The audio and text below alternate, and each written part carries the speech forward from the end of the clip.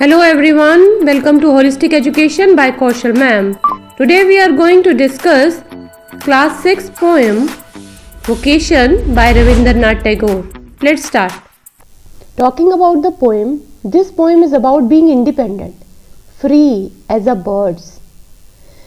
Birds यहाँ पे कैसे कि जैसे birds को कोई चिंता ही नहीं होती. They don't have any hurry. कहाँ जाना है कहाँ नहीं जाना है वो पूरी इंडिपेंडेंस के साथ मूव करते रहते हैं. This poem is about enjoying the every breath.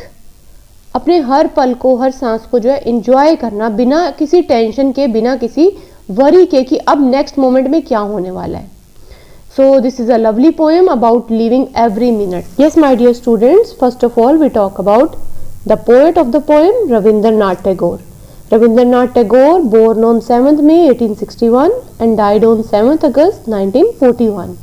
And his pen name is Bhanu Singh Thakur. He is also known as Gurudev. He was a polymath. Polymath is a person who has a wide knowledge and learning. He is a poet, a musician, an artist and an Ayurveda researcher also. In 1913, Rabindranath Tagore win the Nobel Prize in Literature and he was the first known European to win this prize. Let's start with the explanation of the poem Vocation. When the gong sounds 10 in the morning and I walk to school by our lane, every day I meet the hawker crying, bangles, crystal bangles. So here the word is gong. Gong is a type of a big metal bell you can say. Then when the gong sounds, तो वो जो बड़ी सी bell है metal की वो जब struck होती है और उसमें साउंड पैदा होती है 10 in the morning में, I walk to school by our lane.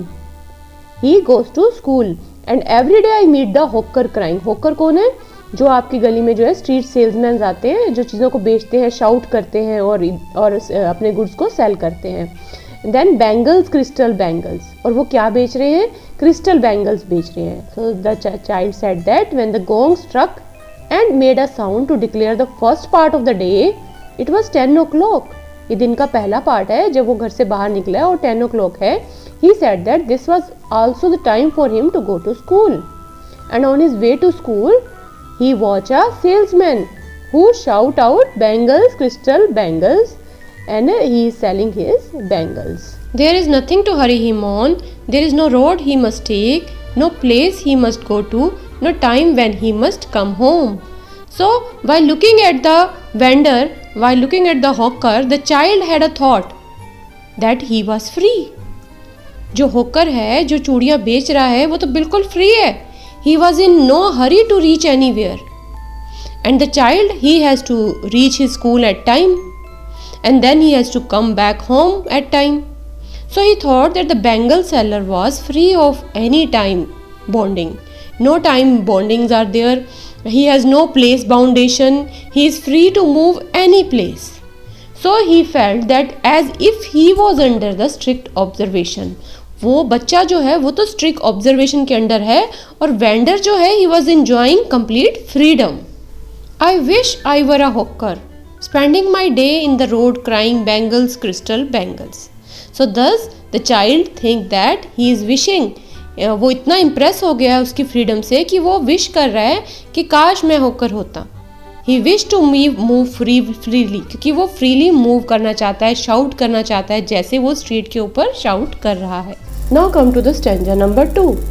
When at 4 in the afternoon I come back from the school, I can see through the gate of that house the gardener digging the ground. He does what he likes with his spade. He soils his clothes with dust. Nobody takes him to task. If he gets baked in the sun or gets wet, I wish I were a gardener digging away at the garden with nobody to stop me from digging. So the poet here wants to say through the child that when the child returns back home from the school at 4 o'clock in the afternoon, he sees a gardener. वो एक माली को देखता है जो कि ground को डिग कर रहा है. Again the child thinks that the gardener does whatever he desires.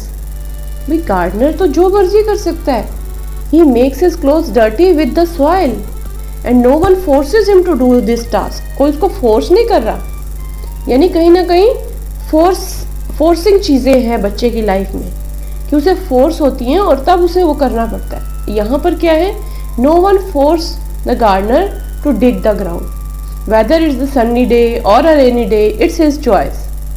Then he says, in other words we can say that the child thinks that the gardener is free.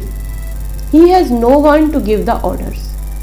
This makes him the desire if he were a gardener. He wants this desire. जो child है वो एक desire रखता है कि बिल्कुल free हो जाए, कोई उसे orders ना दे। If he were a gardener, वो भी जो है dig कर पाएगा ग्राउंड को, अपने कपड़ों को सॉइल कर पाएगा, है ना, मिट्टी में उनको भिगोएगा या सन में घूमेगा या पसीने में घूमता है या बारिश में घूमता है, and no one would be there to stop him from doing so, और कोई भी उसे स्टॉप नहीं करेगा। सो जो इनोसेंस है चाइल्ड का, that is seen here. He is not aware of the poverty of the gardener. वो उसकी गरीबी नहीं दिख रही उसे जो है डेली के वेजेस चाहिए, उसे डेली की पैसे चाहिए, इसलिए वो काम कर रहा है ना। However it looks like the parents of the child, what is there, कि जो पेरेंट्स है बच्चे के, they are strict towards him and they are stopping him from every type of freedom.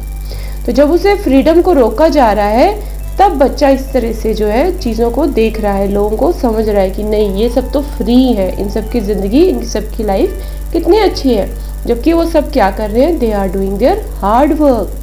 Then come to the stanza number 3. Just as it gets dark in the evening and my mother sends me to bed, I can see through my open window the watchman walking up and down. The lane is dark and lonely, and the street lamp stands like a giant with one red eye in its head. The watchman swings his lantern and walks with his shadow at his side, and never once goes to bed in his life. I wish I were a watchman walking the street all night, chasing the shadows with my lantern. So in the final stanza, when it is night, the mother of the child, she sends him to bed. भाई अब तुम सोने जाओ, रात हो गई है. While the child on the bed, what he sees? He sees through the open window the watchman walking up and down. Watchman था जो रात की निगरानी कर रहा है घर की, और अब यहाँ बच्चा उसे कैसे देख रहा है, उसकी इनोसेंस जो है उसे कैसे देख पा रही है कि according to the child the lane is dark and there is no one walking on it. कोई भी नहीं है रात को बाहर, फिर भी वो घूम रहा है. और यहाँ क्या बोला उन्होंने, street lamp looks like a big giant with one red eye in his head. कैसे उन्होंने स्ट्रीट लैम्प को जो है यहाँ पोइम के अंदर पर्सोनिफाई कर दिया है ना, पर्सन की तरह दिखा रहे हैं कि उसकी एक बड़ी सी आंख है और उसका हेड है ना, कैसे आप देख रहे हो, this is personification. So the street lamp looks like a big giant with one red eye. One red eye क्या है, बल्ब है जो उसके सिर पर है, ऑन द टॉप है, right. The watchman keeps walking with the lantern in his hand and his shadow behind him. Create किया है, एक घोंसली सा अपीयरेंस क्रिएट हो रहा है यहाँ पे, क्योंकि रात का टाइम है और उसको जो है परफेक्ट बनाने के लिए इस तरह के वर्डिंग यूज़ की है. अ जायंट, लैम्प को जो है जायंट के साथ कंपेयर किया गया. One red eye in his head. Then the watchman he is walking with the lantern in his head. वो अपने हाथ में एक लैंटर्न लेके घूम रहा है और उसकी शैडो उसके बिहाइंड है. So according to the child the watchman never goes to bed. वो तो कभी सोने ही नहीं चाहता. और this makes him to desire if he were a watchman. उसके अंदर क्या डिज़ायर आ गया है कि if he were a watchman he too would have been walking the street all night and chasing the shadow with his lantern. तो वो भी शैडो को चेज करेगा और अपना फ्रीली जो है रात को घूम पाएगा. This is what he wants. So this stanza it also reveals the hidden desires of the children. He does not want to go to bed at night. वो नहीं जाना चाहता रात को बेड पे. Instead he desires to enjoy the, वो क्या enjoy करना चाहता है, loneliness, the darkness of the night. He is innocent and he does not know. उसे नहीं पता कि watchman he sleeps during the day time and he is poor also and he has to earn it. This is his night job and it is not as easy as it seems. इतनी आसान नहीं है, वो अपनी job कर रहा है. Whether it's the hawker, whether it's the gardener और this watchman, all they are doing their job and they are earning something to make their livelihood. So this innocent child, he just wants the independence of his life. He just want to be free. Means कहीं ना कहीं play way method जो है, play method जो है खेल जो है उसके जीवन से वो कम हो रहा है, तो इसलिए वो खेलना चाहता है। तो बच्चों को खेलने देना चाहिए ताकि वो अपने अंदर की स्ट्रेंथ को यूज़ कर सके और एक फ्रीडम माइंड के साथ अपनी पढ़ाई को कर सके, एक पॉजिटिविटी के साथ वो जीवन में आगे बढ़ सके। एज अ होल हम देखें तो child is fascinated by the hawkers, gardeners and watchman's life and he believe that they are their own masters. No one is ordering them to do anything. They are enjoying their life. Now come to the poetic device. The first one is the repetition. Yes, when they are saying, I wish I were a hawker. Now here the repetition is I wish I were a gardener. I wish I were a watchman. So repetition is there. The first poetic device is the repetition. Then simile is there. Simile is there. Yes, we know simile. Simile is used to compare with the help of like or as. जब हम like और as use करके comparison करते हैं. And in this the lamp that is there stands like a giant with one red eye in its head. Like a giant. So like is used. So here the simile is in this line. Then one more poetic device we can say, that is imagery is there. है ना, imagery that is use to create images in the mind of the reader. आप इस जब poem को पढ़ते हो तो आपके दिमाग में एक इमेज क्रिएट होती है, जैसे the lane is dark and lonely and the street lamp stands like a giant with one red eye in its head. तो ये पूरी तरह से the image is created in the mind. So this is imagery. So 3 of these figure of speeches are, one is the repetition, they are repeating the words, I wish I were a hawker, I wish I were a gardener, I wish I were a watchman. Then imagery is there, yes, images that are created in the mind, like a giant, that is simile. So this is all about the poem Vocation, written by the poet is Ravindranath Tagore. Kindly like, share and subscribe the channel. Thanks to all.